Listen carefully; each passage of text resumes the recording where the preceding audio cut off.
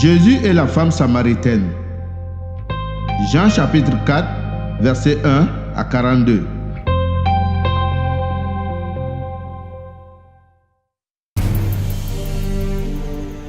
Les pharisiens entendent dire: Jésus a plus de disciples que Jean et il baptise plus que Jean.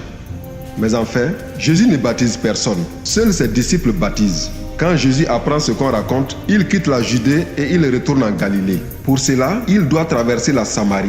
Il arrive près d'une ville de Samarie appelée Sichar. Elle est près du champ que Jacob a donné à son fils Joseph. À cet endroit, il y a le puits de Jacob.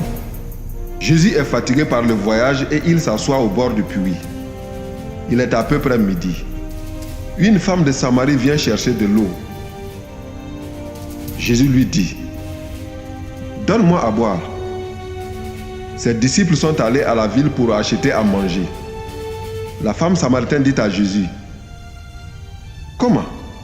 Toi, un juif, tu me demandes à boire, à moi, une samaritaine? En effet, les juifs n'ont pas de contact avec les samaritains. Jésus lui répond: Tu ne connais pas le don de Dieu. Tu ne connais pas celui qui te dit: Donne-moi à boire. Sinon, c'est toi qui demanderais à boire, et je te donnerai une eau pleine de vie. Seigneur, la femme lui dit: Tu n'as rien pour puiser de l'eau, et le puits est profond. Cette eau pleine de vie, où peux-tu la prendre? Toi, est-ce que tu es plus grand que Jacob, notre ancêtre? C'est lui qui nous a donné ce puits.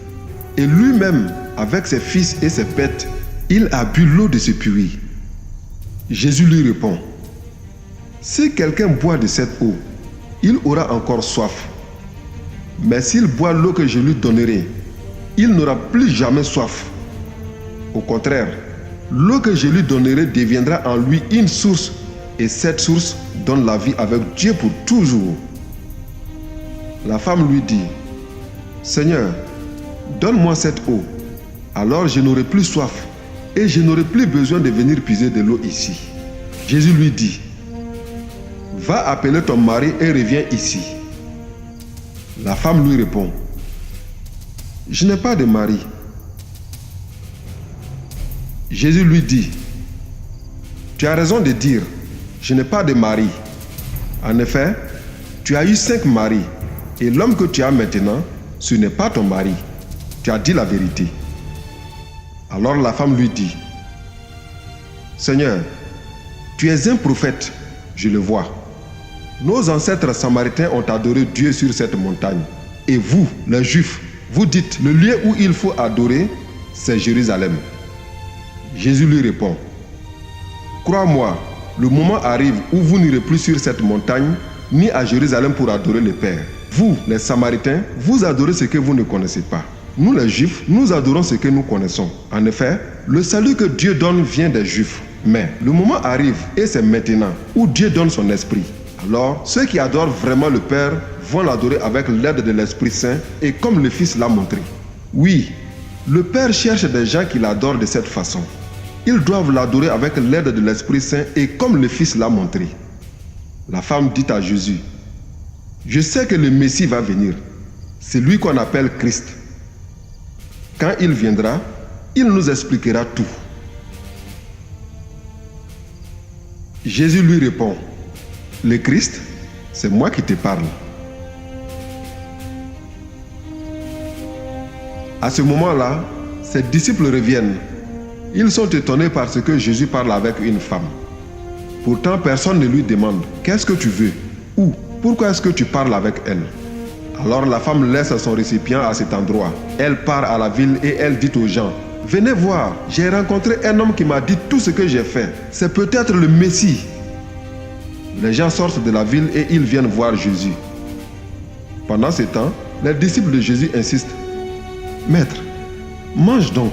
Mais il leur dit: J'ai à manger une nourriture que vous ne connaissez pas. Alors les disciples se demandent entre eux: Est-ce que quelqu'un lui a apporté de la nourriture? Jésus leur dit: Dieu m'a envoyé dans le monde. Ma nourriture, c'est de faire ce que Dieu veut et de réaliser jusqu'au bout le travail qu'il m'a donné. Vous-même, vous dites: Encore 4 mois et ce sera la récolte. Mais moi je vous dis Levez les yeux et regardez les champs. Les épis sont déjà mûrs pour la récolte. Celui qui récolte reçoit déjà sa récompense. Et il rassemble tout pour vivre toujours avec Dieu. Alors, celui qui sème et celui qui récolte sont joyeux tous les deux. En effet, il est bien vrai, ce proverbe. Quelqu'un sème et un autre récolte.